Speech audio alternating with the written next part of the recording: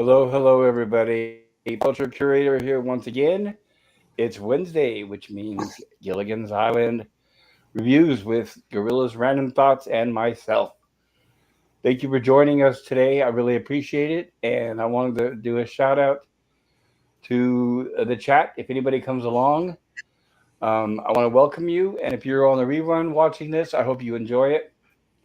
Let me go ahead and pop in a link into the chat if anybody wants to join us up here. We haven't had anybody join us yet, but maybe they will tonight. Let's see. All right.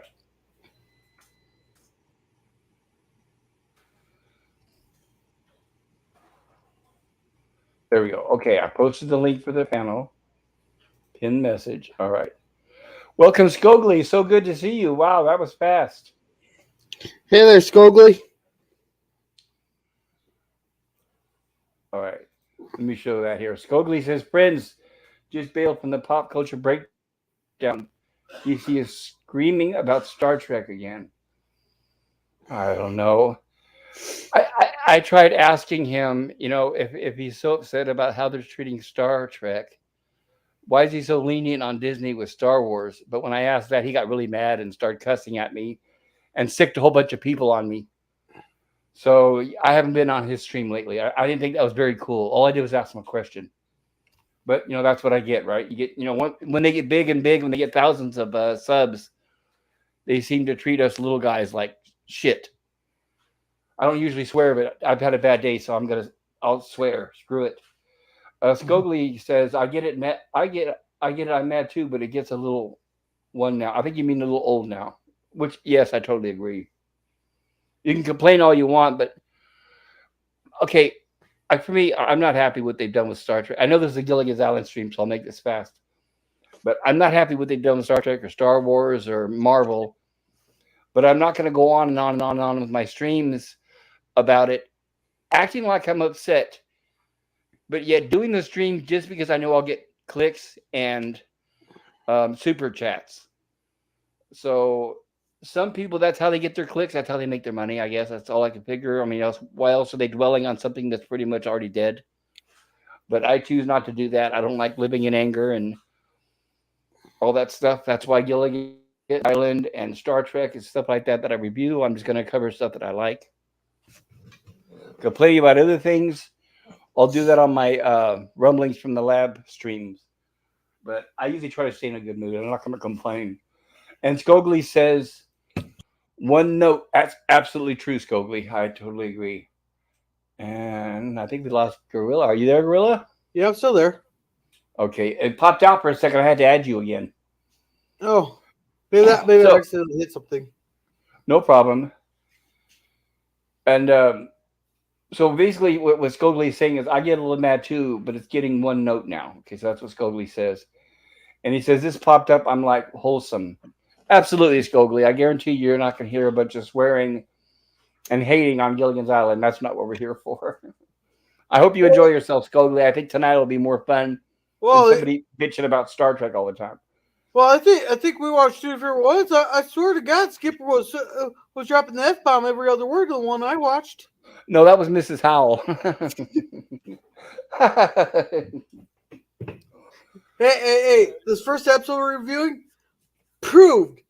the professor proved my point in what I've been saying since the beginning about Mr. Howell. About Mr. Howell. The first episode or the second? You mean the first one? The first one we're reviewing tonight. The professor confirms what I was saying from the beginning about Mr. Howell. Okay, so the first episode you're talking about is So Sorry My Island Now, where they have a visitor, a Japanese soldier, right? Yeah. Which, do the Japanese really talk like that when they're trying to speak English? Definitely not. That was a stereotype back then. That would, by the way, that would not be acceptable these days, obviously, and that would be very offensive to a lot of people. Like, I was a little offended, but I understand this was 60 years ago. Exactly. It's just, that's how things work. The difference is, this may not be a popular opinion. I'll make this fast. But in the 1960s, when this show was made, we were at peace with Japan. We were friends with Japan. We still are. But we were able to poke fun at other cultures and jokes without people getting in an uproar and threatening to cancel you. That's the difference. At least it's not as offensive as some of the Walt Disney cartoons from the day. Walt Disney made some really anti-Japanese and German cartoons and stuff back in the day. So, Oh, there's one I show all the time there that where it has a Bugs Bunny shooting from a fork going, one little, two little, three little engines, three little, four little, five little engines. Oops, yeah, that one was a half breed. Six little yeah, or seven little, eight little, nine little engines, 10 little engine boys. yeah, that was probably like the 1930s or 40s. They were really hardcore into that stuff in the like 20s, 30s, and 40s, specifically like right around the Second World War and after. But by the time they got into the 60s, 70s, and 80s, they really toned it down when they became more aware, culturally aware, I guess you could say. Yeah, Gorilla, before we which get started, that's not a bad thing though. what's that? That's really not a bad thing, because you don't want to be offending half your or some of your audience, just because it might be something that half your audience might find funny. Right. If it's offensive, right, I'm not going to go out of my way to do it. Like Yeah, something like this here, this is similar to like blackface. So back then, it wasn't as offensive as it is now, but now it would not be accepted at all. yeah. Okay, so Gorilla, before we get started, do you want to plug your channel real quick? We might not be doing our Walton's review tomorrow because Jerm might have to work. So, but I'll be doing Babylon 5 on Saturday, and then a double feature of Home Alone, uh, 1 and 2 on Sunday for our 6 weeks of Christmas. Okay, that's Then cool. then I'll be doing another random thoughts with Gorilla when if I ever get a chance. Maybe I'll do that. Maybe I'll do that tomorrow instead. I'll do Yeah. a random thoughts with Gorilla. Okay, maybe you'll come up with some random thoughts, huh? Oh, I already got a few. I already have a few lined up of what I want to talk about. There you go. That's what I need to start doing is making up a list.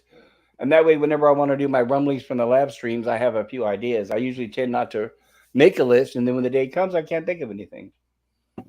And I want to welcome Captain Finity. Hello and hail. Indeed, come to where the flavor is, says Captain Finity. And Scogly says Finity. Okay, so I believe we're going to get started. And I'm going to try to keep this short tonight, guys. I know you guys don't want to spend all 3 hours, whatever, listening to this. No, Gorilla, it's late for him, and he has to get up early in the morning. Well, maybe All right. not. I'm crossing my fingers. I'm crossing my fingers that blizzard hits a lot sooner than they're expecting. Well, you never know, right? I wish you luck. I hope you get what you want, what you're looking The for. only problem is I don't want to shovel all that snow. Oh, yeah, I don't blame you for that. All right, so here we go. And we're starting our first episode. And we have our usual intrepid castaways here, heading out for their 3 hour tour. The longest 3 hour tour of their life. The longest 3 hour slash 15-year tour of their life, right? Yeah. And Gilligan's Island, okay. And the rest on Gilligan's Island, that is. And here we start with Gilligan hunting for lobster. And of See, I course, had a created by little Sherwood bit, Schwartz. Wonderful. yeah, I had a little bit of a nitpick with Go, this go, scene. and then, and I just realized I forgot to read from the book. But go ahead. Yeah, that thing as close as it gets to Gilligan, it would have been hitting him. I know, right? Well, obviously, it was some guy in a wetsuit just pushing that thing up. Yeah, but it still would have been hitting him. I'm looking at the reality of the situation.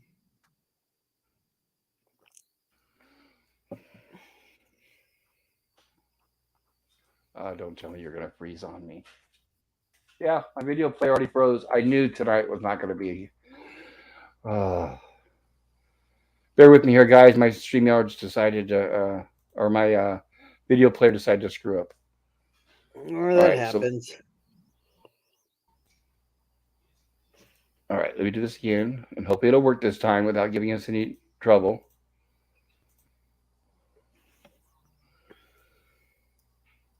Let me square it up just right so it looks good, not too small. There we go. All right. And the rest on Gilligan's Island, and we have Gilligan hunting for Lobster, created by Sherwood Schwartz, written by David B. Harmon, directed by Alan Crossland Jr. By the way, I wanted to mention too, it didn't show the producer. See if I can get it to show the producer. But Jack Arnold, you're going to see that name quite often in the first season of Gilligan's Island. Jack Arnold. And the reason why I wanted to bring that up is he directed several of the episodes and he also produced several. And he was a big name in Hollywood. He directed Them, the giant movie about ants. He directed Creature from Black Lagoon, among many others. One of these days, I want to do a short biography on just Jack Arnold alone. But I do apologize. I forgot to read from the book Inside Gilligan's Island from Sherwood Schwartz. I had a chapter picked out where it was covering how they cast Bob Denver as Gilligan and how they got Alan Hale Jr. as Skipper. But I'm going to go ahead and I'll read that next week. I apologize, everybody. If you're looking forward to that, let me know in the chat and I will read it. If not, I can cover it next week. And Captain Finity says Scogli, and Captain Finity says Scogli again. Okay, here we go. So Gilligan is fishing for lobster, I guess barehandedly. And there he is with one of them. And there's when Gilligan notices bubbles behind him. And we see a very small periscope. And Gilligan turns around to see the periscope, but before he sees it, it goes underwater. So Gilligan continues looking for lobster. And just as he does, he gets the feeling he's being watched. And there we are with the periscope watching Gilligan again. And this time Gilligan's going to try to be sneaky and try to catch it in the act. Oh, and I forgot subtitles. Bear with me here.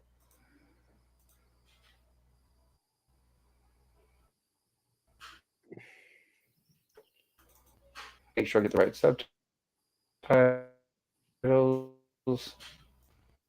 Oh. And there's Gilligan looking around for the periscope, which happens to be behind him. Now, Gilligan does not realize at this point that it's a periscope. He doesn't know what it is. Of course, it's a sea sepet. Right. Gilligan thinks that here's where Gilligan first sees it. It comes up right in front of his face. And it surprises and scares him. And there's when he goes running out of the lagoon saying, "Help, a sea monster." Now, if you notice the distance of how far out in the lagoon he's in, it's not very deep at that point. The reason why I bring that up is because the episode where they all lost the gold, they said that the water was too deep to go try to retrieve the gold. Oh, did they say that? Yes. And it's a sea monster. Help, says Gilligan as he runs out of the water. And here we are with the reveal. The periscope opens up. And we have what looks like to be, let's just say, a Japanese soldier in World War II clothing. And this is played by the fantastic, wonderful, and very, very funny and a Vito Scotti. This is played an American Italian, Italian American, however you want to put it. And he was very, very good at character actors. He was had a very wide range. And here he's playing a Japanese soldier from World War II, where he doesn't know that the war is over. Yeah. He will pop up in 2 more later Gilligan's Island episodes as a different character. Oh, hey, you got the military experience here. With someone with that thick of glasses, would they have cut it in getting into the military? Probably not. If they were in the military, they would probably be like scrubbing decks or something. They wouldn't be doing anything of importance. Okay, because this ain't we're desperate at the end of the war. He said he was in there at the 1942. Right, and when I served in the military, they had guys with thick glasses like that. There were a few sergeants I remember that had thick. We called them. They were ugly glasses. I don't know if you ever seen them. You ever heard of Austin Powers? You've seen him? Yeah. You remember the glasses he wore? Yeah. That's the kind they issued in the military. We called them birth control glasses. They're very ugly. The men and women all wore the same kind of glasses, military issue. So we did have people with thick glasses. It's just that they were not assigned positions where their eyesight was, really important or pertinent. And there we have Vito Scott. And by the way, I want to apologize to anybody out there watching now or on the rerun. I know this may be a little offensive, but remember, this is a product of its time, the 1960s. This is around the same time that Mickey Rooney played almost the same kind of character in Breakfast at Tiffany's, and that seemed to upset a lot of people as well. But remember, it's the 1960s; they mean no harm to anybody. And I'm just covering it as a review only. I'm not condoning it in any way or celebrating the violence. And here's where Skipper trying to explain, or Gilligan's trying to explain that he saw a sea serpent. Seppin. Serpent. Yes, he keeps mispronouncing it. Yeah. And Now, of now, course, go ahead. now here's something that I thought was very out of character for the crew. All right. Because Gilligan's saying he's seen something.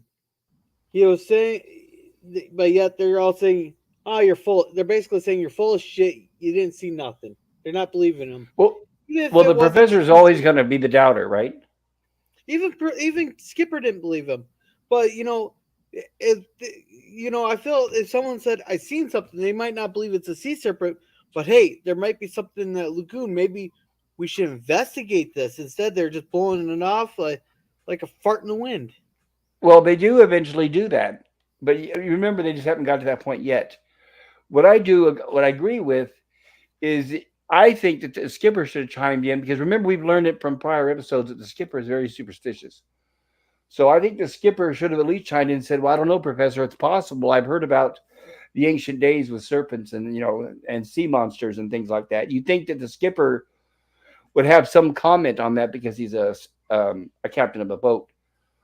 But what we have here is pretty much the professor is always going to be the doubter because he's logical and he knows things like that don't exist. So he's basically at this point telling Gilligan that there's no such thing as a sea monster or a sea serpent, and he's explaining to Gilligan back in the days that most times people just mistook like giant eels and or whales or things like that. And Gilligan doesn't seem to be having any part of it. And he doesn't like the explanation. So Professor gets frustrated and says, "I give up, Skipper. You talk to him." And of course, Skipper does not believe Gilligan either. So he tells him to go back down to the lagoon and start picking more lobsters. And as you can see, Gilligan is still worried. And he says, "But Skipper, what if the..." And Skipper insists and yells, "There is no sea serpent. There is no sea serpent." And you keep telling yourself that. So Gilligan says, "Okay." And he heads back down to the lagoon. And as he's getting ready to get into the water, Mr. Howell comes along of course, and Gilligan says, "Oh, it's you, Mr. Howell. You scared me." Yeah. And see, with as thick as that lagoon is, you think they'd have someone sit on the shore in case something would happen to the person in the water. As thick as the lagoon is, or you mean deep? Deep. Well, I As guess they deep as trust. I guess they trust Gilligan to stay in the shallow part. I'm guessing. Yeah, but something could still happen that he'd need help. Oh, it's possible. But by this point, they've been now. I'm guessing by this point they've lived on an island at least a couple of months. They're probably used to it. I think they realize that the lagoon is fairly safe. And Gilligan tells Mr. Howell that he saw a sea serpent, and Mr. Howell misunderstands and thinks he's talking about him. And he says, "Please, I don't think I look like that." And Mr. Howell says he'd like to have a sea serpent to take home and put in his swimming pool as a joke for when his guests fall into the pool. And Mr. Howell seems to agree with the professor. It's just a giant squid or an octopus. And Mr. Howell walks off. And next thing you know, we have the sailor come up from behind Mr. Howell and poke him with the bayonet on his rifle. And Mr. Howell does not yet realize who it is. And he says, "Be careful with that pointy thing." And then Mr. Howell turns around and realizes, "Oh, by George, I have got the money to buy George," he even says. And that's when Mr. Howell realizes that it's a Japanese sailor. and Mr. Howell is now taken prisoner. And now here's where Gilligan is telling the professor that Mr. Howell has disappeared and he doesn't know where he's at. And the professor is telling him that Mr. Howell always disappears when there's work to be done. See, right there, right there. The professor confirmed exactly what I was saying right there. Mr. Howell doesn't do a damn thing on the island except in the Oh, yeah. very first episode. Oh, we've said that before. Or also, we've noticed that Mr. Howell's willing to work if he has something to gain. Like if they wanted a Howell hut, he had to build it himself, right? Which he did. Yeah. And in the second episode, um, it'll kind of contradict what they're saying here because we'll cover that when we get there. But in the second episode, the professor says we share in the work. We all share in the work and everything on this island, so we should share everything. But I don't want to get into that episode yet. And here's where Ginger comes in. And she says you did look worried to Gilligan, and Gilligan wants to go look for Mr. Howell, but he's worried. And Ginger's offering to go with him to go look for Mr. Howell. And he asks the professor if he wants to go with them, and the professor, of course, does not believe that there's any sea monster. So he just says, "No, Gilligan, I'm going to stay right here and finish my work." Let me check. Let's see. Captain Finity says this is kind of like Lost, but with better thought out stories. I would not be surprised, Captain. I did not watch Lost. I'm not a fan of Jar Jar Binks or whatever the guy's name, the director who ruined Star Wars and Star Trek. So yeah, Oh, you're thinking of J.J. Abrams. that's it. The reason you're thinking of Jar Jar is because everybody calls him Jar Jar Abrams. Right. Well, because he's a fool like Jar Jar.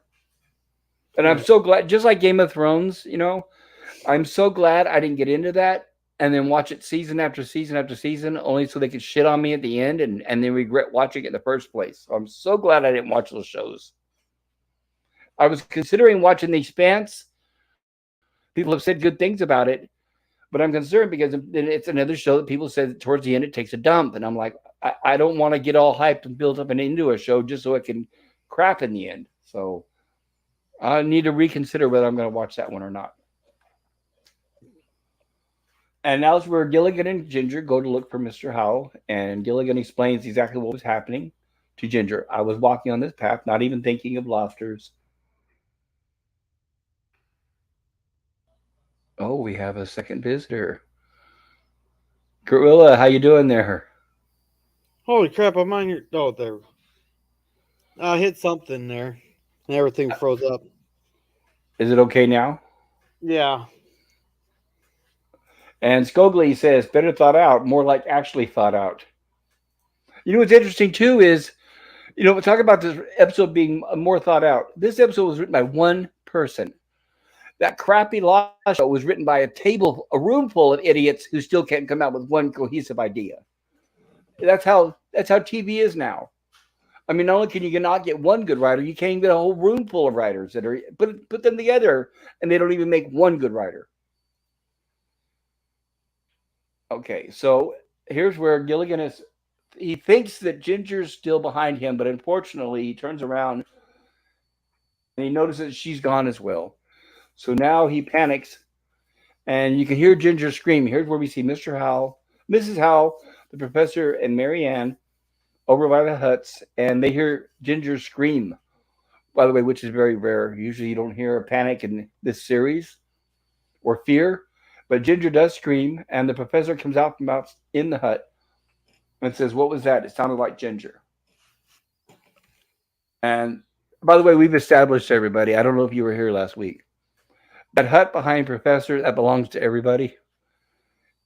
We'll see Skipper and Gilligan sleeping in it when it's their hut, and then in the other scenes when we see Mr. and Mrs. Howell inside of it, it's their hut, and then when we see the ladies inside of it, it's their hut. And as you saw, the professor just came out from inside that hut, so right now it's the professor's hut. And the way we could tell it's the same hut is the doorway. You could tell that bamboo where you would normally bump your head. They're using the door in the same hut. But later on in the series, we'll be watching to see if they build more huts to the scenery. So when you think about it, The set is actually relatively small. It's much smaller than you would think. So it's a lot of it is use of your imagination to make it seem bigger. Okay,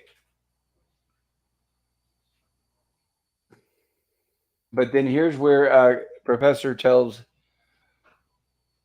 Professor says something must have happened to to Ginger, and Mrs. Howell says, "No way," or basically, Gilligan's a very nice boy. I don't, and Mrs. Howell misunderstands and thinks that the professor is talking about Gilligan doing something to Ginger, which obviously he didn't, and that's what she says. He's a very nice boy, and the professor says, "I didn't mean it like that." And I can't go over the exact. Hold on, just a second. This is really hard when they're telling jokes, and I have to skip every 10 seconds on the frame because you're missing. There's jokes, and then there's a punchline. So there was the punchline without the joke.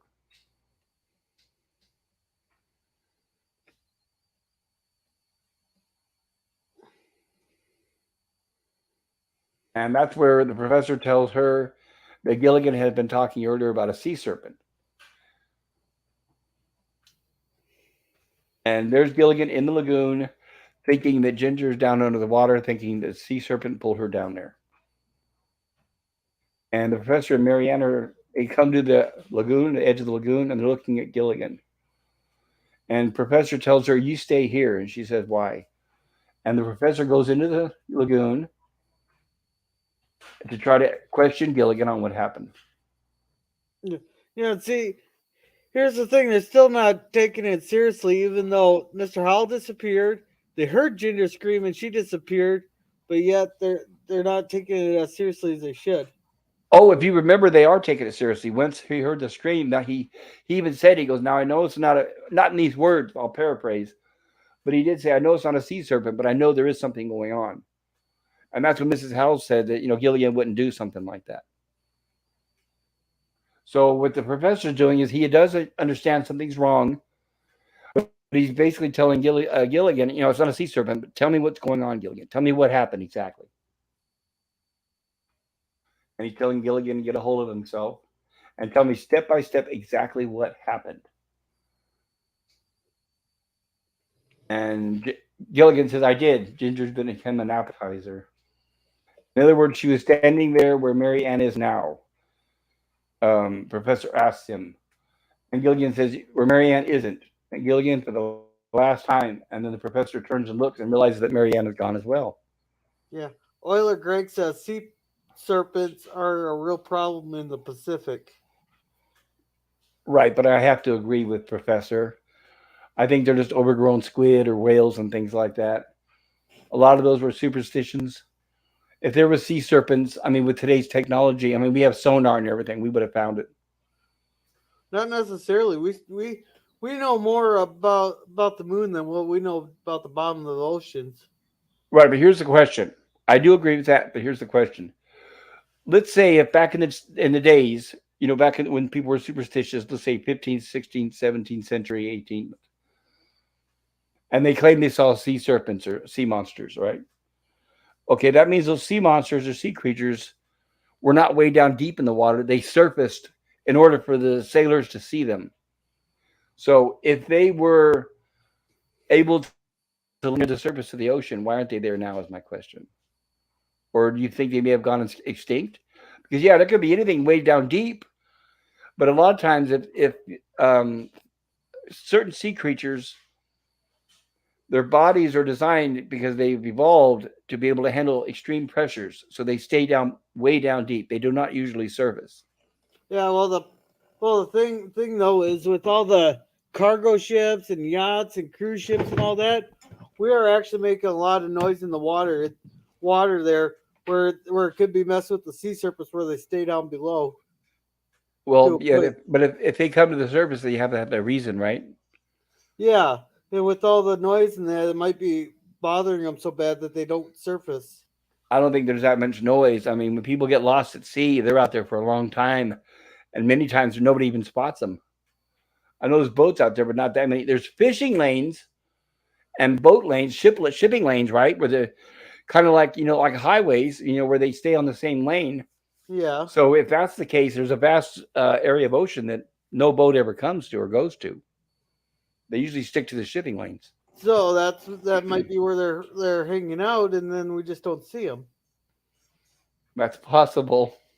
Or they could be all hanging out in the South Pacific there, especially maybe around Antarctica there, and then they're in this. I don't even know if we have satellites that concentrate that far south. Well, satellites only see to the surface of the water; they don't see what's under it. Yeah, and Euler Greg says perhaps the sea monsters move between dimensions, so they're only here rarely. Well, you never Yeah, know, right? and Scogli says it's like when Galadriel just ran across Sauron in the middle of the ocean, right?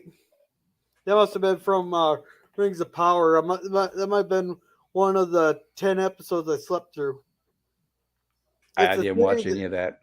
yeah, the Euler said it's a theory that Cryptids. scientists, like Well, it's Bigfoot as well. right. I think he means cryptid. If he says cryptids, but I think it's cryptid. I could be wrong. It's the same that they say. It's the same thing they say with Bigfoot and the abominable snowman. If they exist, how come nobody has found them? But then the other people say, well, maybe they're smart enough to stay hidden. Maybe they're afraid of people. Okay, so Marianne disappeared, and Gilligan says, Professor, it's just no use. Marianne became the salad. So Gilligan is still convinced that it's a sea serpent eating up everybody. And of course, the professor has logic reason. There's a perfectly logical, normal reason for this. And he says, help Mrs. Howell find the skipper. So they go back to get Mrs. Howell, and lo and behold, Mrs. Howell's umbrella's on the ground, and she's nowhere in sight. And Gilligan feels bad, and here comes the skipper.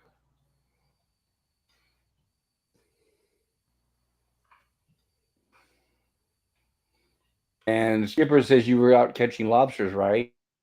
And Gilligan's afraid to tell him the truth.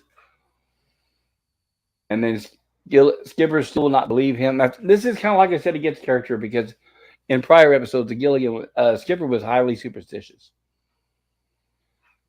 But now tell me what happened. Nothing happened. So Skipper's trying to convince Gilligan that there's nothing out there. And then Skipper asks, basically, did you actually see them eaten by the sea serpent? And Gilligan says, I'm not going back down there by myself. And here where we find out where our castaways are. So we have the Japanese sailor has them separated into two huts. He has the men into two cages. He has the men in one cage and the women in another. Now here they could easily solve this problem here because none of the pins are pulled on the grenades, and each grenade has a 3-second delay on it because so that they wouldn't blow up in people's hands and they had a chance to throw them there. They could have easily just ripped one off the wire there, threw it at him real quick. He wouldn't have had a chance to react. But then remember, if they do that, they're throwing it towards the women as well, right? Well, they could wait until he's out of the way, until he's in a different spot. Oh, that's true. They could all do it at the same time. As soon as he walks away, everybody grab a grenade and toss it towards him, right? Yeah. And this is where the professor explains the way he has it constructed. He's got a guide wire leading around the cages attached to the pins on these grenades, and that it's futile for them to try to escape. If we try to squeeze through, push or pull these bamboo poles, he says, it tightens the wire and pulls the pin out of the grenade.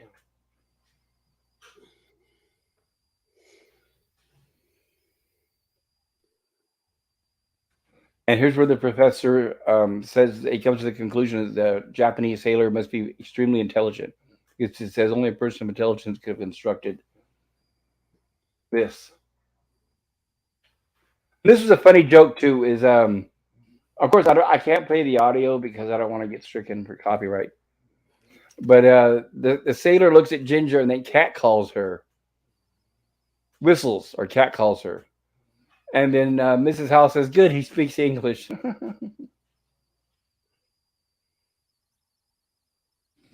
And here's where it's time for interrogation, and he thinks, the prisoner that is, thinks that all these people are soldiers in World War II. And he's trying to drill them for information, which of course they don't have. And they said they're trying to convince him the World War is over. And they said, "Don't you have a radio?" And he says, "No, the radio broke in 1942. Coincidentally, the year the war ended. Transmitter two. Pretty soon, I got spare parts. So yeah, he lost his radio and his transmitter in 1942. Yeah. And Scogli says your pronunciation is correct. Okay, I guess he means with the cryptids. Yeah. And Euler says fried sea serpent is probably delicious. I imagine it would be, and very filling. There'd be a lot of it, right? And there we go. We can just solve world hunger. All we gotta do is go hunt down some sea serpents. I heard people eat eel. Have you ever eaten that? I don't know if I can bring myself to that. $60 a pound on it. A pound, I can't afford that. $60 a pound for eel?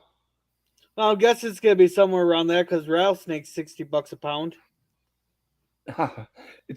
That's strange because it seems like, well, I guess the word would be exotic.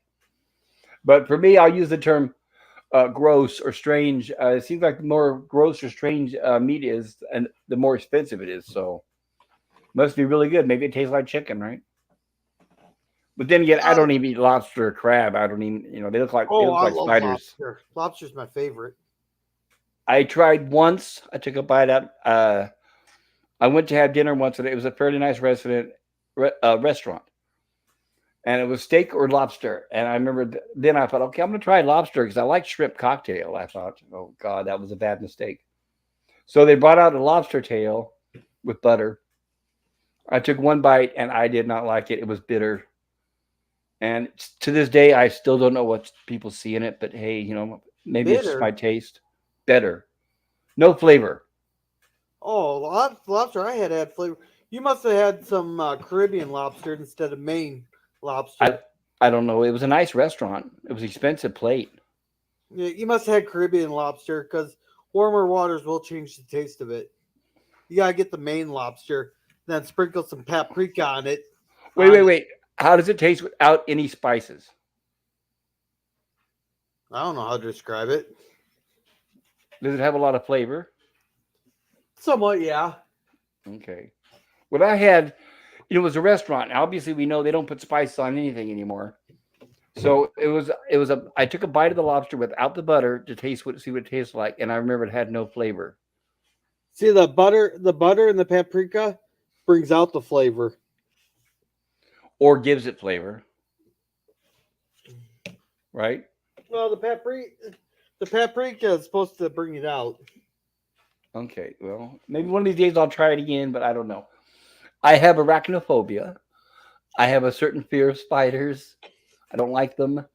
And crab and lobster look like spiders, so that's one of the biggest hurdles for me is to try to eat because they look like a spider. It's like picking a leg off a black widow and eating it. It's like, ugh. But that's neither here nor there. And I know that's juvenile, and I apologize to everybody out there listening in YouTube land. Oil Greg says fried sea serpent is probably delicious. I know if people eat it, I'm sure it probably is. People eat octopus and all that stuff. So yeah, I'm sure it's wonderful.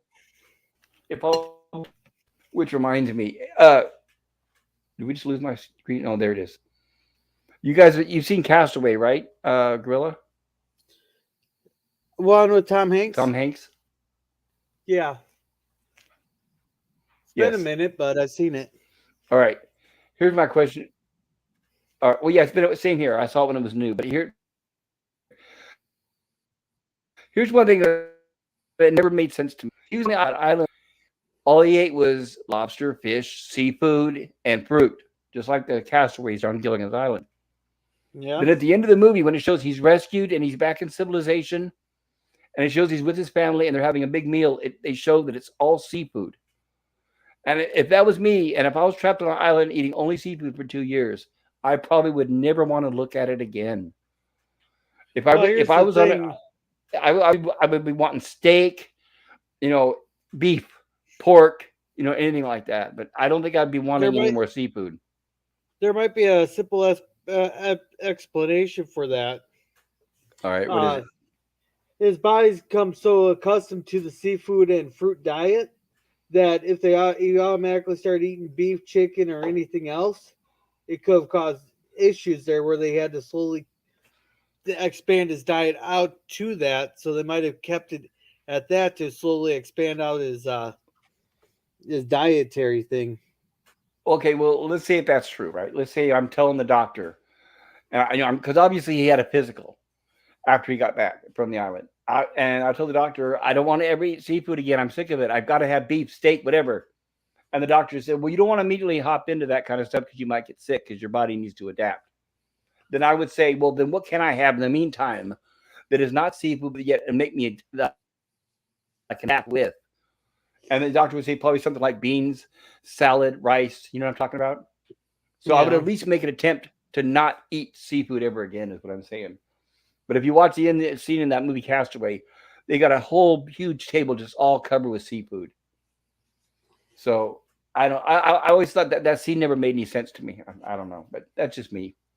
So anyway, you have the sailors here, the Japanese sailor trying to basically interrogate castaways for information which none of them have. They're trying to tell him that World War II is over. Oh, by the way, I wanted to bring up something. This is loosely based on a true story. There really was a Japanese sailor or a soldier who was on an island who did not know that the war was over.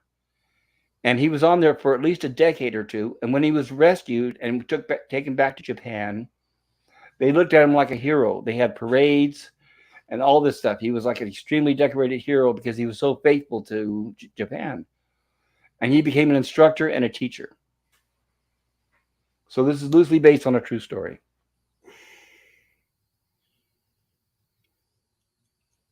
And here we have the castaways trying to talk him out of it. And there's the professor saying the war is over. Yeah. Scogli says it's like fishy piss, how I'd imagine bugs would taste. Doctor orders seafood only, Pop. And no, at least switch to only Atlantic seafood. That could be because I'm in the Pacific. Okay, so the Japanese soldier says that he graduated UCLA, which explains how he knows English, I guess. And then that's when Mr. Howell says that explains everything, and the professor says, "What do you mean?" And Mr. Howell says he's obviously not a Harvard man. Look at the cut of his trousers. Okay, there we go. And now we're back to Gilligan and Skipper at the lagoon, where they uncover the submarine. Very, very, very small submarine. And here's where the skipper says, I hadn't seen one of these since the war.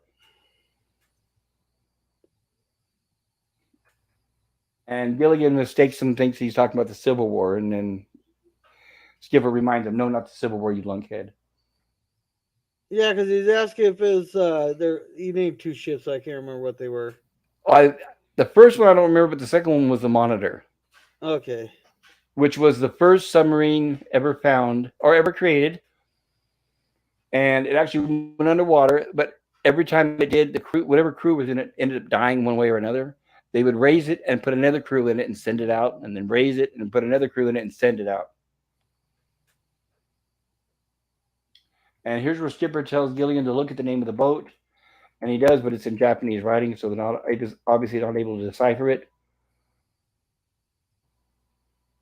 Yeah, it's because And it's here's in where this Japanese. right, and here's where the skipper tells them that it clears a lot of things up. It's in the papers all the time. Skipper tells them where they're known, where they found people who believe that it's still World War II. And then here's where Skipper believes Gilligan that the castaways are in danger, So it says it's up to us to save them. But first, what Skipper has the idea is they could use that submarine to get back to civilization, back to Hawaii. So Skipper tries to get into the submarine and unfortunately gets stuck because he's much too big. And Skipper's Gilligan's trying to cram the lid down on his head, saying "Bon voyage, have a good day, have a good trip." Well, And this could have Skipper's been an easy fix. what You would part of just it? had to bring his shoulders in and bring close up his arms there, bring his shoulders in. Or he could hold his arms straight up, right, and then went in. Well, that wouldn't fix the shoulders, but if you brought your shoulders in, that'd narrow down the width of your body. If you think about it, when you see the size of the submarine, I think if Skipper got in there, he probably would never be able to get out. They'd probably have to cut him out somehow. Well, you'd still get back to civilization. Not if he can't move. And Well, here's there's a where, lot more room in there after once you get past the hatch. well, what we're supposed to assume that okay, we're supposed to assume that the submarine is larger and that the majority of it is underwater, right? Yeah, But if you'll notice, the submarine is right up there next to the beach or next to the bank, which means the water can't be that deep there. So here's where the skipper says that he's stuck and he says he can't get in. And obviously he's too fat. And here's where Gilligan brings coconut oil and he pours it around the skipper, telling him to help him get out of there. And coconut oil is gooey, says the skipper. And Gilligan says it'll make you more slippery. So here's where they pull out his arms. Now he twists and he gets out. And Skipper, forgetting that it's in Japanese and forgetting that it's a submarine and not a car, tells Gilligan to get in there and just look at the dashboard and follow the instructions. There's no dashboard in a submarine. So Gilligan says, "Your life is in my hands." Gilligan intends to get in the sub and take it to Hawaii to seek rescue. So he says, "Just remember, your life is in my hands." And Skipper says, "I wish you hadn't said that because that doesn't really fill him with confidence."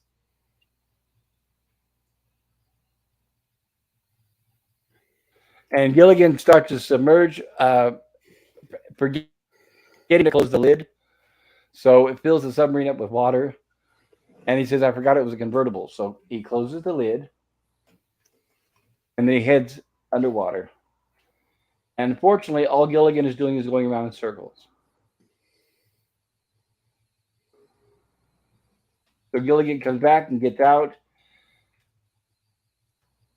And Gilligan is not realizing that he's still in the lagoon. He gets out and he thinks he's in Hawaii. And the skipper realizes him, "No, you didn't go anywhere. You're still in the lagoon." And Skipper says, "I told you to head northwest." And then Gilligan says yes, but he couldn't read the any of the buttons or any of the controls because they're all in Japanese. And here's where they come to the conclusion they need to find that Japanese sailor if they want to use that sub. So we are back to the sailor and the castaways.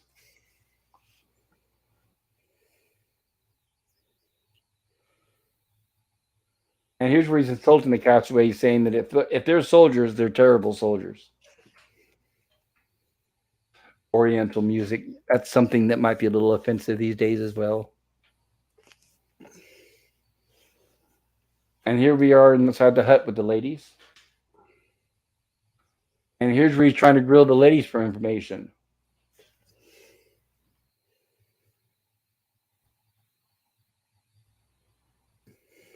Bringing to Mrs. Howell, and Mrs. Howell is being stern with him, saying, "I demand you let us out of here immediately." And the soldier's not going to do that. And he insults Mrs. Howell, and Mrs. Howell's not happy. She says, "Oh, Marianne, I think I've been insulted." She has. And here's where Ginger tries to put on the little charm. And she says she's got a little pain. And she's telling the soldier maybe if he rubs it. And here's where he's boasting and bragging, saying he was the strongest sailor in the whole Navy. He's a small guy, so that doesn't seem very likely, but hey, oh well. Well, Japanese people are known to be a lot smaller than normal than most people. They have tall ones, just like Chinese. They have all. I mean, their tall ones aren't as common, but they do have tall ones. Remember that basketball player, that Chinese guy? No, Uh, well, I'm not into basketball, but yeah, there was a Chinese guy, a very famous one, and I think he was almost 7 feet tall or more. Can you hear coughing? yeah, a little bit, but not too bad. It's my roommate. He's in the living room. He lives on the couch in the living room. So I apologize for any background noise, guys. And here's where she's trying to lay on the charm of the sailor. And here's something that might be a little offensive these days. Very, very good rooking. I don't know if that would be allowable. And there's where she's telling him that he's very handsome, that he could be in Hollywood and in the movies. And he even says, I could play a movie star like Robert Taylor, huh? Do you know who Robert Taylor is? No. Well, you watched him in the Time Machine. Oh, did I? Well, that was Rod Taylor. Wait a minute, Rod Taylor. Oh yeah, hold on. No, my mistake. There's two different actors: Rod Taylor, Robert Taylor. You watched Rod Taylor. All right, sorry. And there she is laying on the charm. You've got such smooth hair and a handsome face. She tells him, and he takes off his glasses. And here's where we establish: without those glasses, he can't see anything. And he says, "How do you say no in English?" And then he says, "No." And here's where he explains he has not slept in 48 hours, so he must sleep, and he's going to take a nap. So of course he tells the castaways, "Don't you try to escape. I'm going to take a nap." And he gets up in this tree and immediately starts falling asleep. And here we are with the skipper and Gilligan watching from behind this stump how they're going to rescue the castaways. And Skipper says, "I'm going to let them out." And Gilligan says, "Okay." And Skipper says, "When I'm ready, I'll whistle." And Gilligan says, "Like this." And then he whistles. And Skipper puts his hand over his mouth and he says, "You want to get us captured?" And he says, "No." So he's basically telling him to be quiet. And Gilligan says, "Don't worry, Skipper. Your life is in my hands." And of course, I wish you wouldn't say that. It does There's not a make him lot feel of like good. repeating jokes in this. In this one episode, they'll repeat the joke, but they won't. The good thing is they don't repeat the same joke in other episodes. And here we are, the soldiers asleep, and here's the skipper crawling up to the cage with the women, and he realizes that he cannot cut that or break that lock. First, he says, "I'll have you out of here in no time." Then he realizes he's not able to do it. Skipper, it'll take you a week to saw through those, even with the saw. And Skipper goes over to the cage with the men in it, tries the door, and they warn him, "Don't, no, don't do that." And he says, "Why not?" And he says, "Because of pow and smash, because of the hand grenades." Now, here's So the thing. They yes, could have solved this episode here. Skipper could have snuck right up to him, ripped the rifle out of his hands, and then taken the Japanese guys hostage and had him let everybody out. well, you think about that, but then remember, then we want to leave the heroism for Gilligan, right? So here's where they tell Skipper that he's not able to try to open the door because it's been rigged. So Skipper realizes he's going to try to dig them out. Yeah. He looks over, and the soldier's still asleep. Yeah. Skogli says Yao Ming or Yao Ming or however he says his name That's him. is the tallest person in the NBA at 7'6". That's him, and he's Chinese. So there you go. Thank you, Scogli. So Gilligan decides he's going to do what you said. So as our soldier sleeps, Gilligan sneaks up there quietly.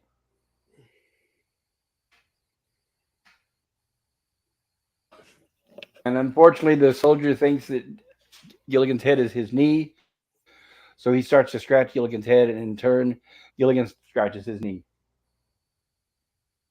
And Gilligan very quietly and slowly unties the string around the sailor's neck that has the keys to the cages.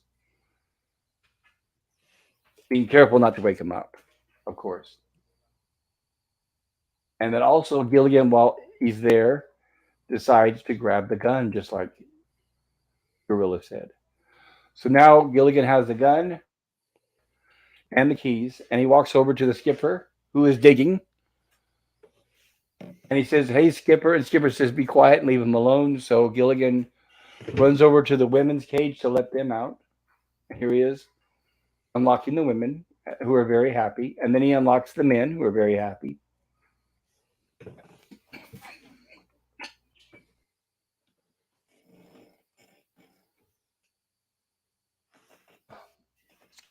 Excuse me. Yeah. Sorry, I had a coughing fit for Stokely a says second. Shaq is 7-1. Will Chamberlain is 7 foot something, but he's retired.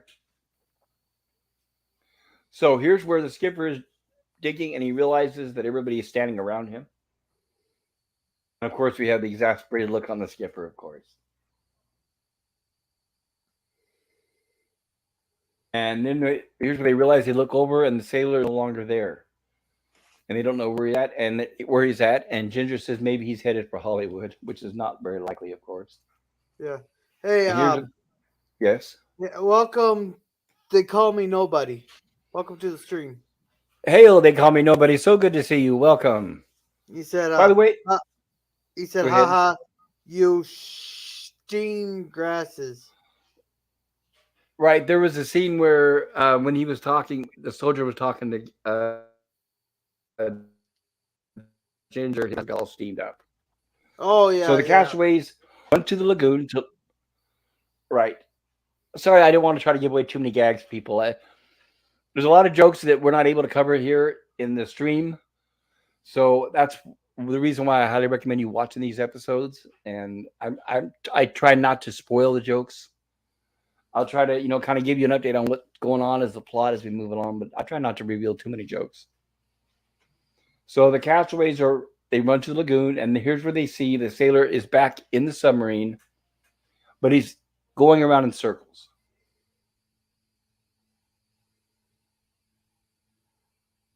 And then Mr. Howell says he's terrible at navigating that sub, that he'd be drummed out of the Sunnybrook Yacht Club. And Skipper says, "I don't understand it. He's driving like he was drunk." And Gilligan turns around and says, "No, it's because he has his glasses." Don't forget he did it in a Japanese accent. Yes, he did it in a Japanese accent, which may not be acceptable these days.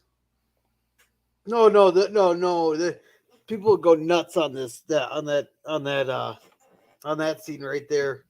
Mostly because it's not a especially since it's not a Japanese person doing it. Put it that way. Oh, yes, but in its defense, you're right. In 2022, if somebody did that, it would be offensive. But considering this was filmed in 1964, I'll give it a pass because obviously they had no intention of offending anybody. And here are our closing credits and our song, which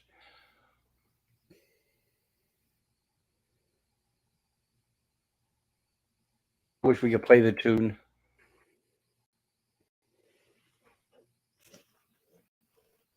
It's a good tune. I love it, but Yeah. okay. So yes, did you have something, Gorilla? Oh no, I know. I've been I'm screwing around with the copyright thing, seeing what I can get away with, what or not on my Waltons ones. There, I got away with actually quite a bit on my last stream. Got away with what? Playing clips from the show. With What was that? did you play the clips with sound? Yes, because I wanted to show Did, off a couple of scenes. about how long would you say the clips were? Like 15 seconds, 10? I'd like two sentences go. I'd I'd let him say like one or two sentences, pause it, say something, then do two 2 more. That might work. That's possible. I know when Jill shows clips, she has audio in her clips sometimes. Yeah. No, I tried to keep them around 10 seconds. Good idea. So Because I that think was the bot said for 15 seconds. well. Well, when I was remember now, I got a copyright claim.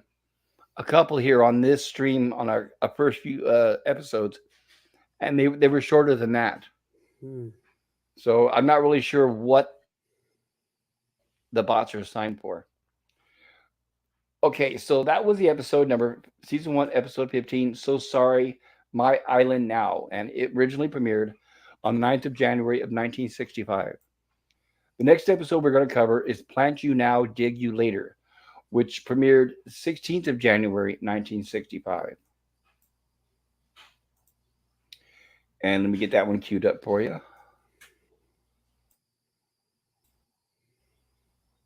And hopefully the audio doesn't start again like last time. There we go. No, it will.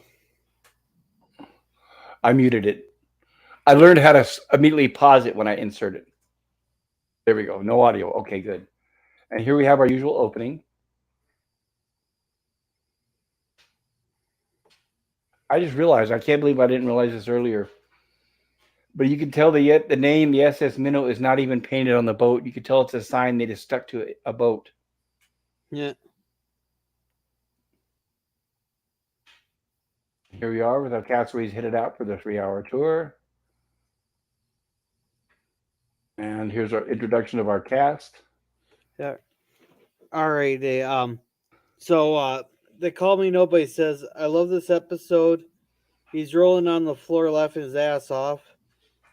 Scogli says, I will be doing extensive copyright experiments with my channel over the next few weeks. I'm actually going to try to use that to get picked up for ad placement. If I come up with any interesting data, he'll let you know, I'm guessing. Please do, Scogli. Thank you. I appreciate that. Yeah, We're no still problem. in the experimental stages ourselves. Yeah, and Joyler Greg says cool, and LDG says careful. Hail LDG, good to see you. Yeah, hey That's where I get a Pickle. lot of my. That's where I get a lot of my LDG. That's the one to ask about these copyright issues. He knows more than most people. So here we have created by Sherwood Schwartz, executive producer. There's the name I told you about, Jack Arnold, the director of Creature from Black Lagoon, among many other classic sci-fi movies. And written by Elroy Schwartz, who is Sherwood Schwartz's son. And by the way, Elroy Schwartz, I want to point out, uh, I was watching an episode of the old series, The $6 Million Man, the other day, and Elroy Schwartz wrote an episode. And I also saw DC Fontana's name on an episode of The $6 Million Man. So I really liked that. That was a pleasant surprise. Yeah. Only the $6 million man is now probably about $42 million due to inflation. I'm guessing 60 probably. It's too bad they don't modernize it. I don't usually like remakes, but I would like to see a new version of the $6 Million Man if it wasn't, like woke. Mark Wahlberg tried to get a movie off the ground a few years ago, but that seemed to fall through. So I don't think that it may never happen. I don't know. But at this point, the way Hollywood is making movies, I don't want them to touch it because they'll ruin it. And besides, it won't even be a man, right? It'll be a woman. So here we have Gilligan on our scene opens up with Gilligan on the beach digging. Apparently, Mr. Howell sent him to dig a barbecue pit. I guess a barbecue for. And Gilligan hits something hard, which breaks the shovel. But he panics. He doesn't know what to do. So he hides the shovel part under the dirt. Just as the skipper comes along. And Skipper grabs the shovel and tries to dig. And that's when he realizes that it's broken. And he asks Gilligan, where's the shovel part of it? And Gilligan pulls the shovel out from under the dirt. And Skipper tells him that he has broken several shovels this week. And he needs to stop breaking them pretty much. And Gilligan says, well, I hit something hard. So the skipper realizes there is something hard down there, and they start digging in the hole. Yeah. And that's Here's a when they go ahead. oh, sorry. Go finish up what you're saying. Well, I was just going to say, and then that's when they realize that it's a box with chains. Yeah.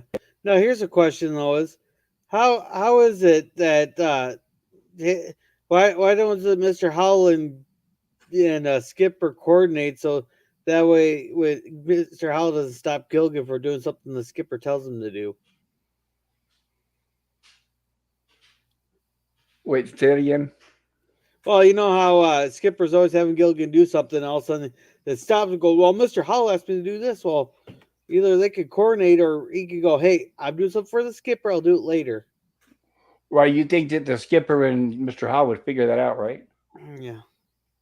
Now, Okay. at this part here in this episode, we know that Mr. Howell sent Gilligan to dig a barbecue pit. Did Skipper say that he's supposed to be working? Yeah, he was supposed to be doing something else, building Okay, something. I can't remember what it was though. okay. Yeah, I can't remember either. I need to be able to watch the details. Which reminds me, I apologize, everybody. I got to add that subtitles. Yeah. Here they go. Okay. Scogli says my main thing is looking for blockers who will take your video down. They call me nobody. Says the movie star and the rest. They haven't fixed that yet. Oiler Greg says Right, we're on boycott the season one. Yeah, they fixed it season 2, don't they? Yeah, I was going to say, right, but season 2 and 3, yes, that's where we get the proper opening credits with Marianne and the professor. And Ola Greg says, my copyright claims are badges of honor, I see. Yeah. So here's where the skipper, Scogli says, $31.4 million man. Yeah. Watu! Watu! Yes, we loved the one with the Watubi, didn't we? So Skipper is excited now that he sees it's a chained box, and realizes that it could be a treasure chest.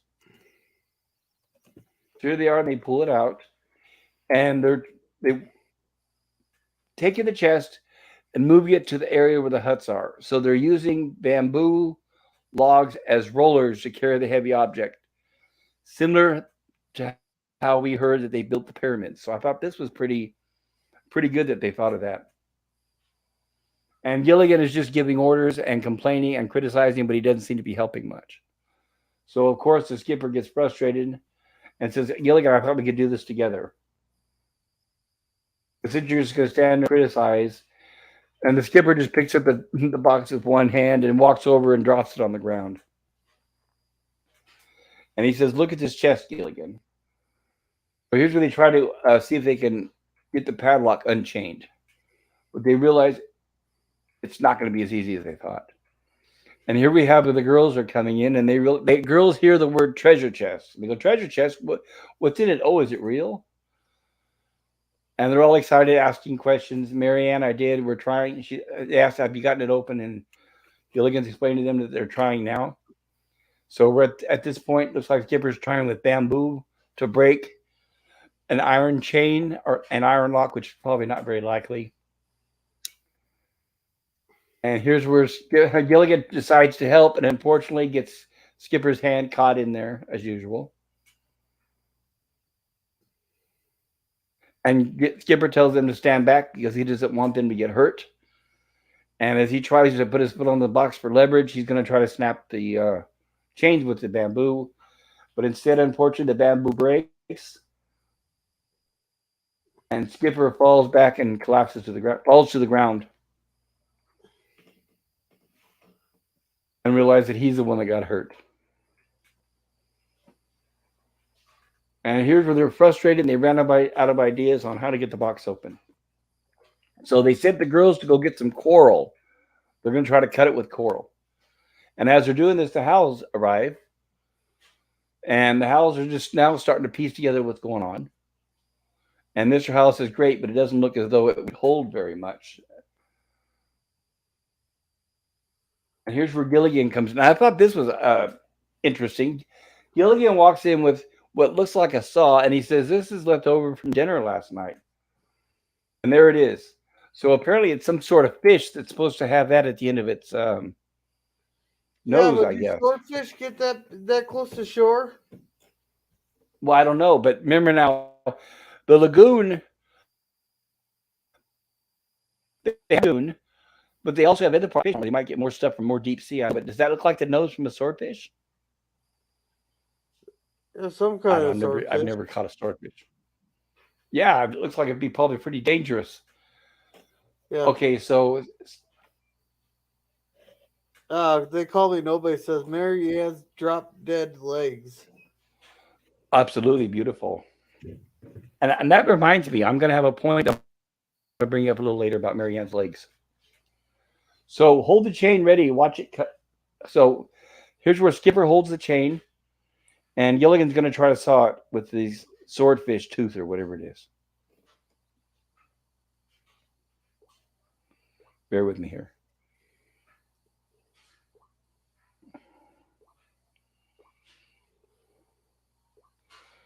So Gilligan takes the,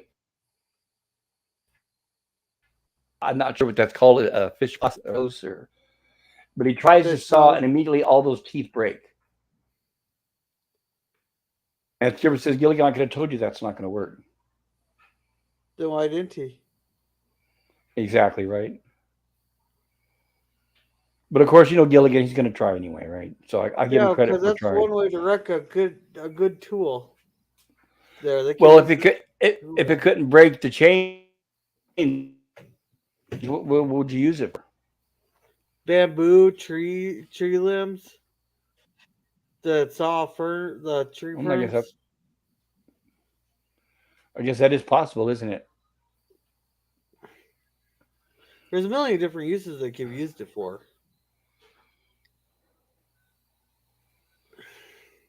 And I wanted to.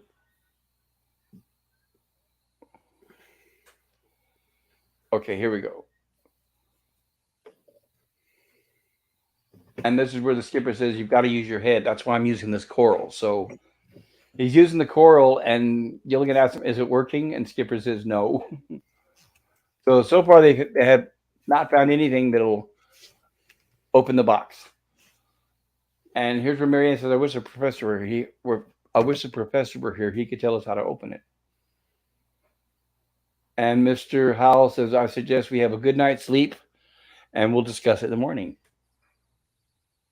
Now we show each one. Now remember, now we're showing them in their huts, respectively, talking about what could possibly be in that chest. And I find it's funny because they center the shot on the people and that same door. The same door with the crooked bamboo. So here we are, it's supposedly in the girls' hut. And they're saying, I hope it's filled with diamonds and gold or even silver. Now we cut to Gilligan and Skipper asleep in their, well, they're actually awake, but in their cots. And Skipper is asking Gilligan, "Are you asleep?" And Gilligan says, "No. If I am, I'm doing it with my eyes open too. I'm too excited to sleep." So they're all excited and talking about the chest. And he's asking Gilligan, "What would you do with all that money?" And the first thing Gilligan says is, "I'd buy something to open that chest." And here's where they're wondering what could possibly be in the chest. And then now, guess what? We cut to the Howell hut and look at that door. Doesn't that look familiar? So come to bed, Thurston, says Lovey. It's getting late. And of course, he's pacing the floor because he also wants to know what's inside that box. And he says, I can't sleep. I just keep wondering. But what wonderful, marvelous trinkets must be in that chest. They're thinking that it's buried treasure from a pirate. And he says, these islands can be so inconvenient. And here's where Mr. Howell tells Mrs. Howell that that chest belongs to him because Gilligan was doing work for him at the time. So whatever Gilligan was doing as an employee should be owned by the boss, which is Mr. Howell. And here's where she asks him, "Are you sure that treasure chest belongs to you?" And he says, "Of course. Gilligan was working for me at the time." And here's where she explains the captain and Gilligan did everything they could And then she comes up with the idea that maybe they could pick the lock and that she'll get her knitting needle. And here we are cut back to Gilligan and Skipper's hut, and Gilligan's still wondering. And Skipper says, Gilligan, I just thought of something. We didn't think about picking the lock. So they both up with the same idea at the same time. And here's the girls in their hut. And here's Ginger saying, I was once in a movie where I picked a lock with a bobby pin. So they realize it as well, and they all head to the chest. And Mr. Howell saying, Thurston, this is fun. I feel positively criminal. Mm-hmm. Oops, we got an edit there. And as they all arrive at the chest, they all realize that they all came up with the same idea at the same time. And here's where they begin making excuses. Gilligan's about ready to give out the secret that they were going to try to pick the lock. And as you can see, Skipper puts his hand over his mouth and hushes him. So we cut to the next day. And they came up with the idea of what they're going to do is they're going to hoist that box up with rope high in the air and then drop it. And then so that when it hits the ground, it'll bust open from the weight of what's inside, which is a good idea. Have you ever seen a bird do that, Gorilla? What? I've seen crows do it and birds. They'll pick up like walnuts and they fly up high and they drop it on the street until it cracks open and they fly down and eat the insides. No, that doesn't surprise me. Yeah, they're smart. So they hoist the box up and then decide they're going to cut the rope and let the box drop. And Mr. Howell doesn't really quite get to explain to him the physics that it should bust open when it hits the ground. Very simple, Mr. Howell. All we have to do is cut the vine. It just falls in its own weight. And then that's where Mr. Howell realizes, I must say that's very clever, he says.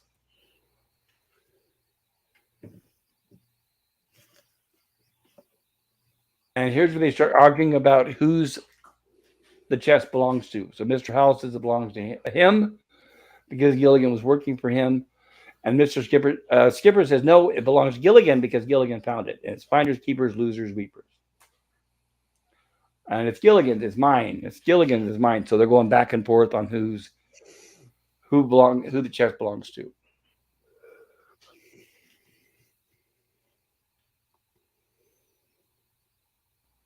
And here's where, of course, the Howells are being snaky again and trying to trick Gilligan. And Skipper hears this, comes in and puts a stop to it. And here's where Mr. Howell is trying to figure out a way to decide who's the owner of the chest. So he said maybe perhaps by tossing a coin or drawing straws, they could figure it out.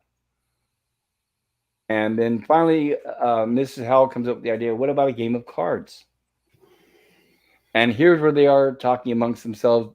Did I do it right? You did it perfectly. So they rehearsed because apparently Mr. Howell is a master at cards. Card sharp, I believe the term is. Yeah, and then they play the whole stupid game. You know, you can tell they're both bullshitting each other. Right. So Mr. Howell says, I'm a champion poker player. And at the same time over here, we find out Skipper and Gilligan are talking, and Skipper is also a champion poker player. And being coy, Skipper says, I think we can be coaxed into a little game of cards. Shall we play gin rummy, blackjack? And they're kind of beating around the bush until they finally say casino, red dog, baccarat, wits. Well, anything but poker, that's my worst game. And they said, okay, let's do that. Fine too, but we'll play. Agreed. Both thinking they're going to cheat the other, of course. I love the look on their faces. And here we have Mr. Howell, who happens to already have cards in his pocket, coincidentally. I bet you And he has. I want you to. But I would not trust any cards from Mr. Howell. I totally agree with that. What's interesting here is we're going to get, and I'm going to play a little bit of a clip of this. Go a little further.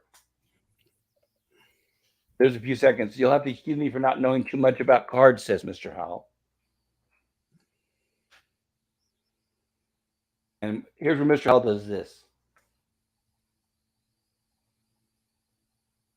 And as you can see, that kind of surprises them. And I want you to get the reason why I'm showing these scenes. I want you to take a look at those hands. Those are not Jim Backus's hands. If you look on the left hand, obviously he's got a watch on his wrist, but you'll see there's a pinky finger. It's a band. It's a silver or gold band on the pinky finger, which Mr. Howell does not wear.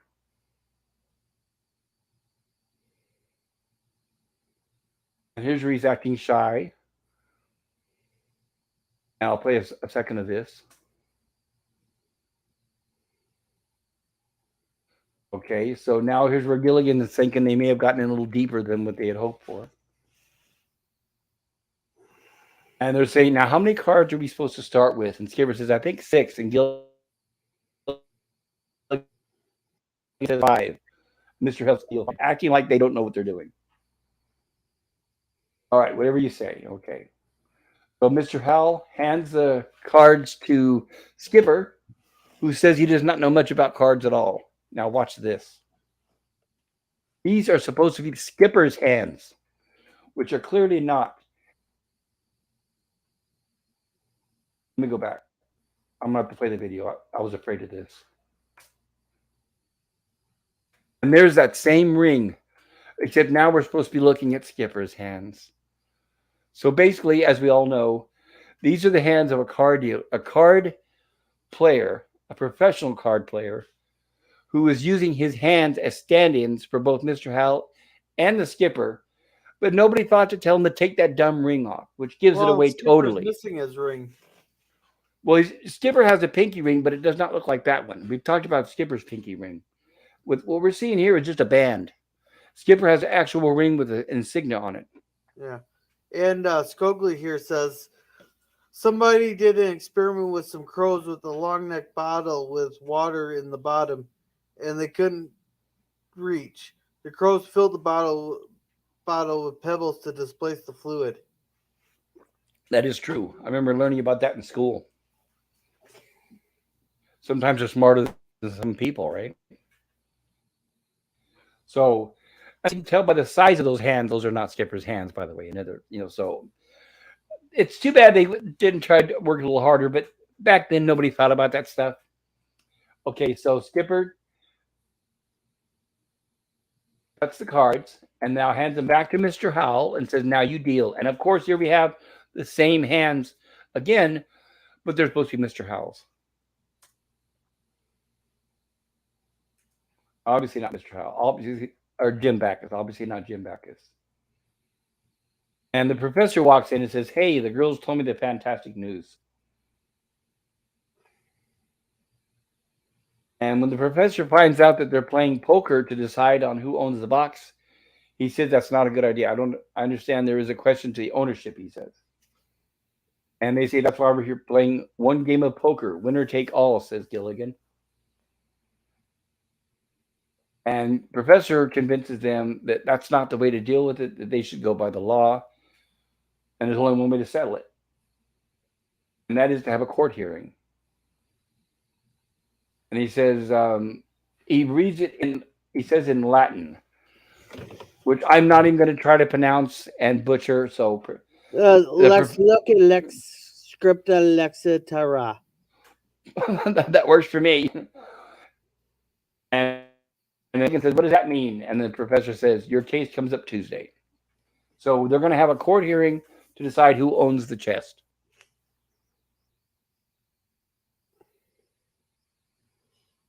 And here we are. Skipper's already going to decide to represent Gilligan. And so Gilligan says, Skipper says, I'm not allowed to talk to anyone except attorney. Attorney. Well, who's your attorney? It's Skipper. Of course it is. And saying, I'll pay you $1,000 to represent me. And they'll have none of that. But he's going to be the judge. Oh, he tries to offer $1,000 to the professor. And they say, no, but he's going to be the judge. And he says, and I'll double the offer. Of course, he's already trying to buy the judge. And you know what? And I have to say on a side note, this has not changed a bit. The rich people still buy off judges. We all know it. Courts are bought and paid for. And that's a sad, sad thing.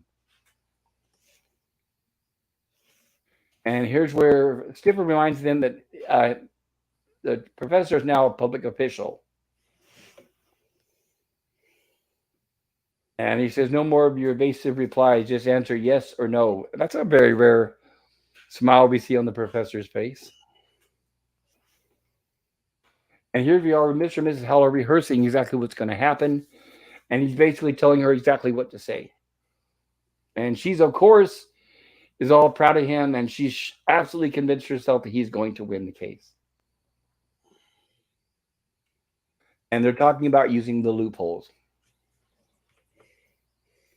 And now Mr. Howell realizes that he had never paid Gilligan to do the work. So the fact that Gilligan had was never paid, that might be a good ground for the skipper to stand on in the case. So he decides that he's going to go and try to pay Gilligan now. In other words, bribe. So of course, he has a handful of cash. And he comes across Gilligan and says, oh, there you are. I've been looking all over for you. And here's where he tells Gilligan, at least let me pay you for the time that you dug. And he offers Gilligan $100. And Gilligan realizes that's a lot of money for only 10 minutes work. And Skipper overhears them, thank goodness, and says, Gilligan, don't take that money. So Mr. Howell is offended and says, all right, I'll see you in court. Realizing that he's not able to buy off Gilligan. And here we have Gilligan heating rocks over the fire. And he takes a skillet with the hot rocks and he uses them to iron his shirt. I guess that would work. That's a good idea. And here's where he puts his hand in and accidentally burns it. And just as he does that, here comes Ginger, of course. And here's where he tells her he's just ironing his shirt. He says, the lawyer said I got to look the best from that trout, which means Skipper. And here's where he puts on his shirt. He says, I've been forcing myself to stay away from you, she says. You fooled me pretty good too, says Gilligan. And she says, look at me, Gilligan. And she says, there's something inside me. And he says, no, but it's sure trying to get out. I'm trying not to give away the jokes, everybody. I highly recommend you watch this episode. So I'm trying to just basically carry us through, like I said earlier, without giving away the jokes. And here's where she touches his shirt. And she says, oh, you're hot. And he says, no, that's my buttons. And Skipper, of course, is overhearing the whole thing and interrupts them. And he says to Ginger, it didn't work. Go back and tell the Howells that it didn't work.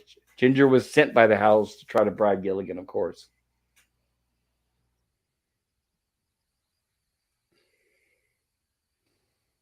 Now here's where Gilligan and Skipper are going over Gilligan's testimony. And Gilligan is practicing, saying, okay, you told me to cut some bamboo for a fish trap.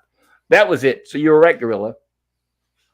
So Skipper at the beginning told Gilligan to cut bamboo for a fish trap, but Mr. Howell at the same time was telling him that did be fired. And here's where Skipper is telling him that it's not really a job if Mr. Howell didn't pay you. And Skipper's telling him that he's got 5 fingers and each one has a reason to it. And if you want to see the reason for all 5 fingers, I tell you to watch the episode. But he's basically having Gilligan memorize his lines. So the thumb notes Mr. Howell asking you to do something for him. And he's going through explaining what each finger is for. And as he's doing that, Mr. Howell walks by the outside of the hut and hears them talking and believes that Skipper is coaxing Gilligan into what he's supposed to say at the trial. And he gets upset and says, I'll file charges. And storms out of there. Now he goes to the professor saying that he heard Skipper and Gilligan rehearsing lines. And the professor says, now, Mr. Howell, take it easy. Tell me again, what were his exact words, says Skipper. And Mr. Howell said, Skipper said he'd make sure, but it would make sure, but it would take all night until they got it right.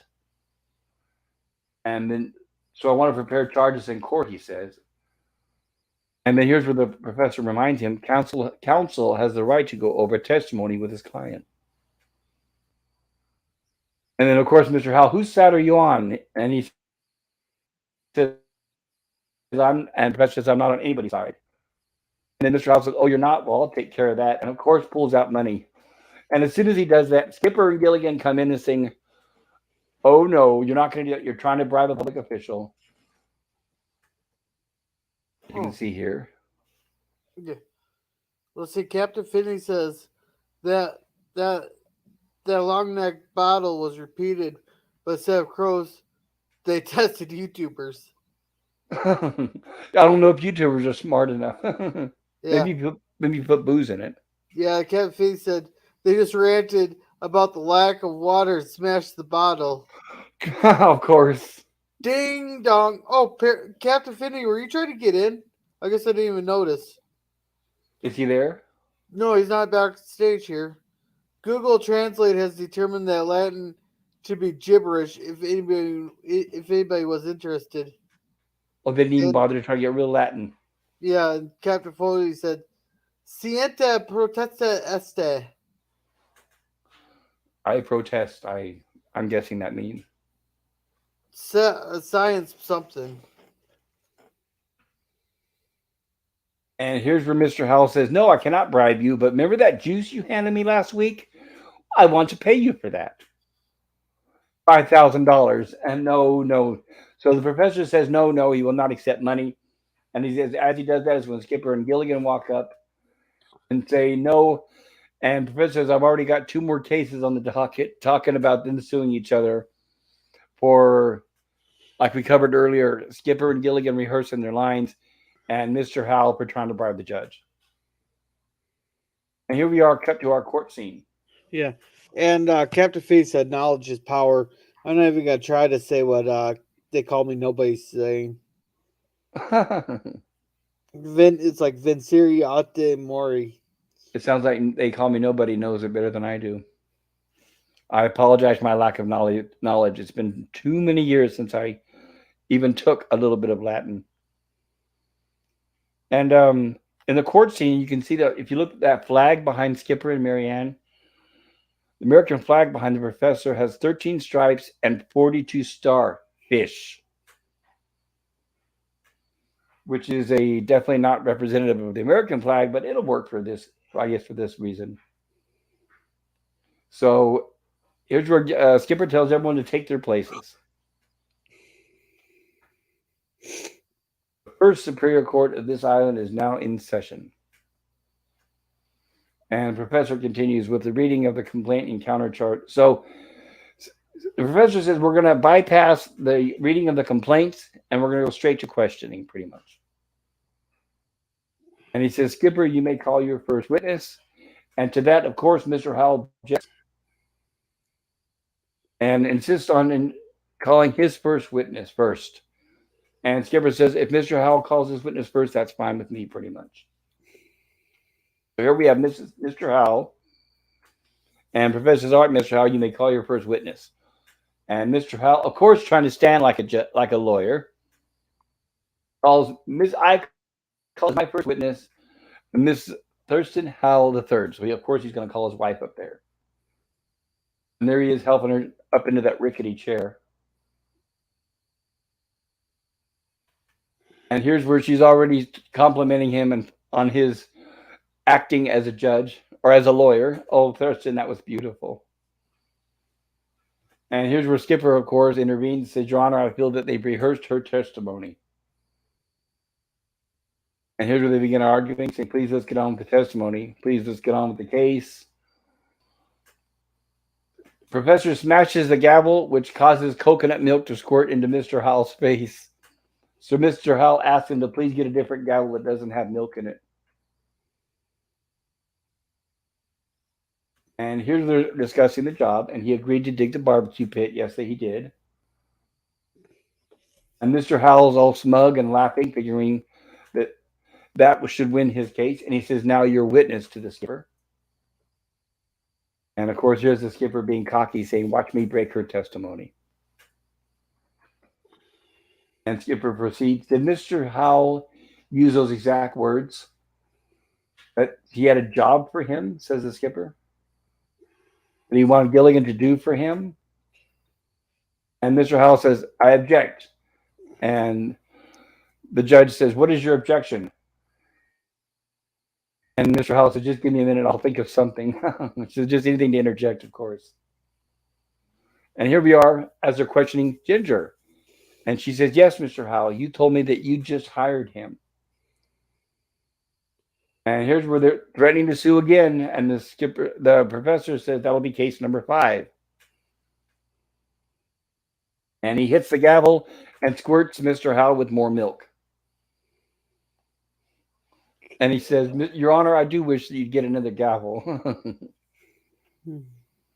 I like this because what's funny here is it's subtle, but Mr. Howell's being, once again, Mr. Howell's being a snide, like a snake, a jerk, but he's getting his comeuppance. He keeps getting squirted in the face with that milk. So I think that's hilarious.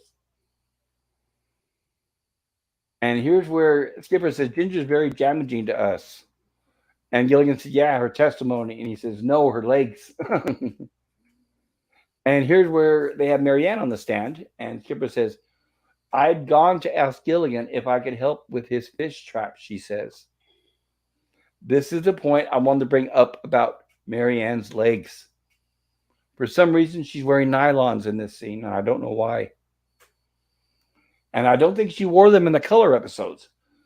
But if you look at her knee, she has her left leg on top of her right, or left knee on top of her right knee.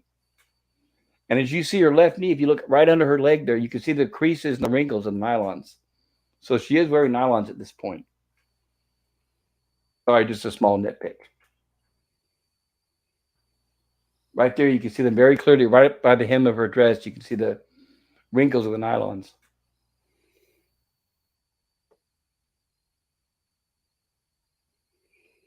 And that's when Mr. Howell said, "This is murder." And the professor says, and Mr. Howell says, "Yes, her testimony's killing me." And here's where Skipper says, "Did Mr. Howell at any time call it a job? Did he pay you any money for it?" And Gilligan says, "No." And here's where Skipper whispers to Gilligan, "If you get stuck for an answer, and I'll hold up a finger. You're witness, Mr. Howell." So they practiced with the fingers the night before. And now here comes Mr. Howell to question Gilligan.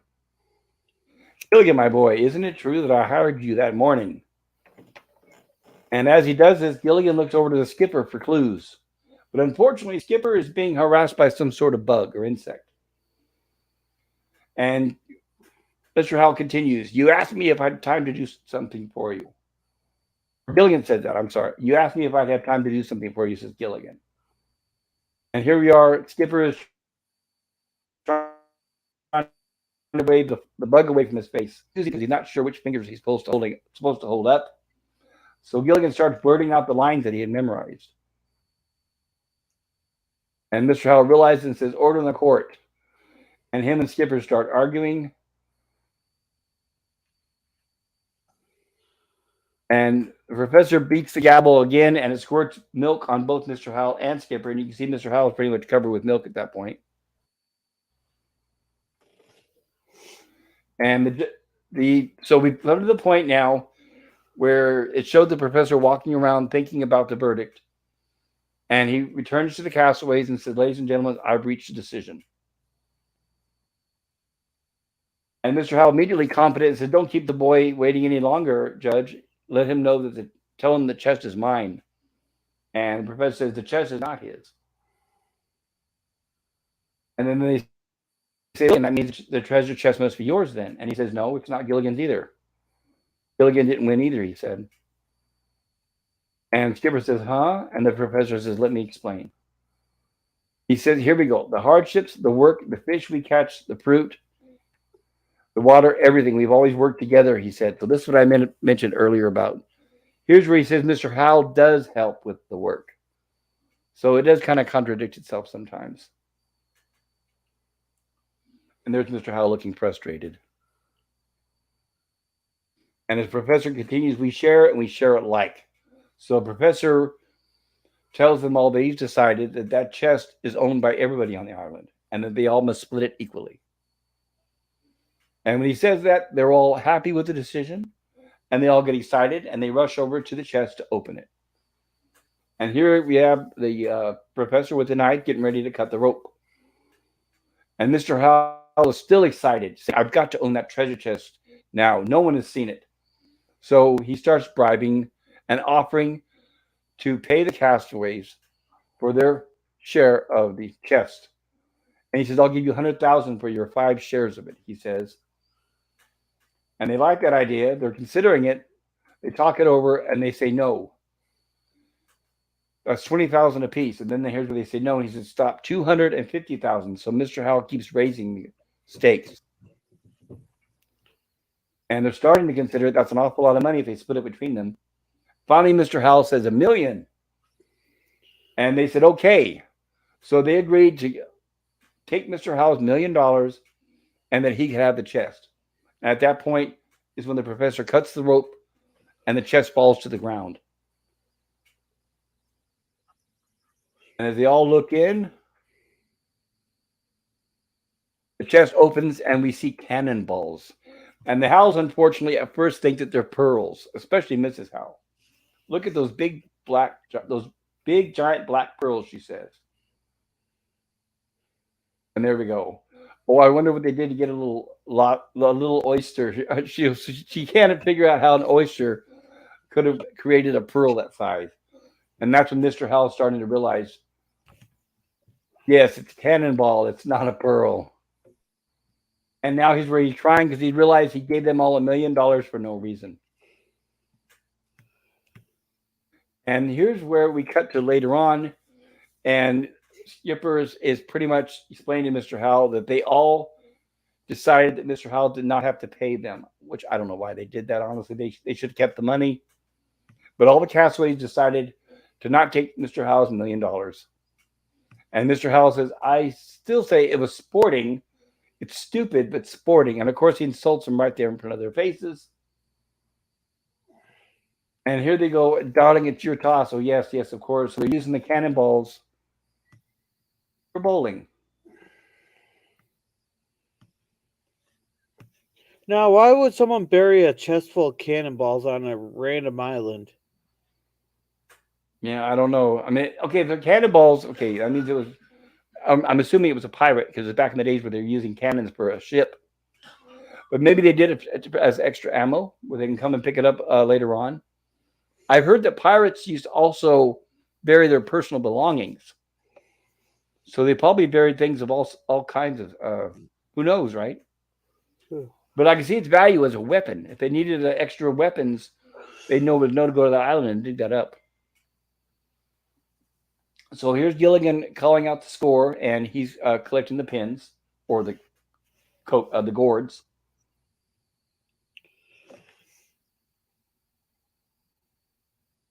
And as Mr. Howell says, well, as I always say, the family that bowls together splits. And he laughs. And we have our closing and our credits and our faithful castaways looking sad. So that is our 2 episodes for the night. I put a poll in the chat on which episode you like better. If you're in the chat, if you're listening, if you'd like to vote, please do so. I'm going to take a look at the poll now and close it and show the results. Unless it closes itself like it does sometimes. Let's see here. What do you think, Gorilla? What do you think about this episode? They're all right. Which one do you like better between the two? Gilligan's Island's had, but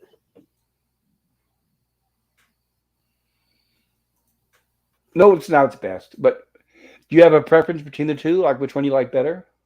No. Okay, that's fine. That's totally fine. All right, let me see if I can. I'm going to show the results of the poll. Here we go. Let me share my window. I seriously need to get a faster computer. A better, faster computer. There we go. Okay, so here's our poll. Which episode did you enjoy most? We had a total of 5 votes. Sorry, my island now got 40%. Plant You Now, Dig You Later got 40%, both equally 20%, and neither one 0%. So pretty close on the votes. And I'm happy that nobody voted neither one. I mean, I always give that as an option because I'm open minded. At least I try to be. But thank you guys for not voting for neither one. I do appreciate that. I also wanted to say on the rerun, if you're watching this later, please, if you enjoy it, please click the like and the subscribe. Share this to your friends. I think you'll like it. We're going to be covering the entire series, hopefully, eventually. We're going to do 2 episodes a week. And most of all, I wanted to really thank the chat and for you guys in the chat being here. It means a lot to me. So I want to thank you, Scogli, Captain Finity, and Orla Greg. And Orla Greg, I'm glad you were here to catch the whole stream. And then they call me nobody. Thank you. They call me nobody. I appreciate you being here as well. And ALDG for popping in. I wonder if my stream box is going to work, or my stream elements. Let's see. Probably not. It doesn't seem to be very reliable. And I want to make sure I cover everybody in the chat. If there's anybody that I haven't mentioned, please let me know and I will. Let's see. Did you catch Captain Finity? Yeah, Captain Affinity. They call me nobody. Scogli, Order Greg, Pickles. Yep, you got LDG, pickles. LDG. I just tried to trigger my stream elements to show LDG channel, and of course it didn't. Please check out LDG's channel. Which can you say the name of his channel? Because I can't remember it off the top of my head, Gorilla. freethenet.org/underground. Thank you, sir. I appreciate that. I'm gonna give my stream elements a kick in the butt. So before we close, Gorilla, why don't you tell us about your channel? Well, normally on Thursdays I do the Waltons reviews, but I think we're going to have to skip this week because of conflicting schedules. But there will be Babylon 5 on Saturday. And for Sunday, for our 6 weeks of Christmas, we were doing a double feature of Home Alone. There might be a couple random thoughts with Gorilla. Then next Wednesday will be Stranger Things. Very cool. And on my channel, as you guys, some of you know, that on Mondays I cover Star Trek, the animated series. And my panelist guests are usually Anti-Derivative Jill and Scotty R37. And then on Tuesday, you'll find me on her channel as we cover Star Trek, the original series. And on Wednesday, as you see here, we do Gilligan's Island reviews or retrospectives with Gorilla's Random Thoughts. And I also have a random stream called Musings and Rumblings from the Lab that usually has an open panel, open topic, open mic for anything anybody wants to bring up. So you're all welcome to come along at any time and watch any of these streams or come and join our panels. And once again, like I said, I really appreciate most of all the chat for being here. Without the chat, I would be nothing. So everything I do is for you. And I hope you enjoy it. If you guys ever have any opinions or suggestions that can improve the channel, please let me know. I'm always welcome and open for suggestions. And they call me nobody. Says, have a good night, all. Have a good night too, sir. Yeah. They call me nobody. I want to shout out. Has a great channel too, by the way. The man is good with cars and engines. Yeah. And Ola Greg does great reviews on his channel. I know that. I've seen some of his reviews. Ola Greg likes the classics like I do. Trinity, by the way, everybody, please check out his channel. Very, very insightful man. If you have any questions about time travel or about Blade Runner or about replicants or about many other things, I recommend you check out Captain Finity's channel. The man is very smart, insightful, and extremely hilarious. And Scogli, I'm not sure if you have a channel yet. If you ever do, if you'd like to, you can promote your channel here in the chat. Tell us about it. And the same for any of you guys in the chat. If there's anything you want to add in the chat about your channel, please feel free to do so.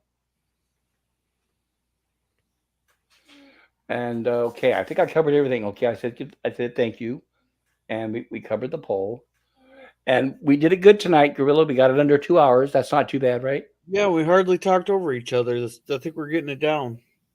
Well, and not only that, we didn't talk about grass for a half hour. All right, but Okay, I gotta get to bed. We'll see you, everybody.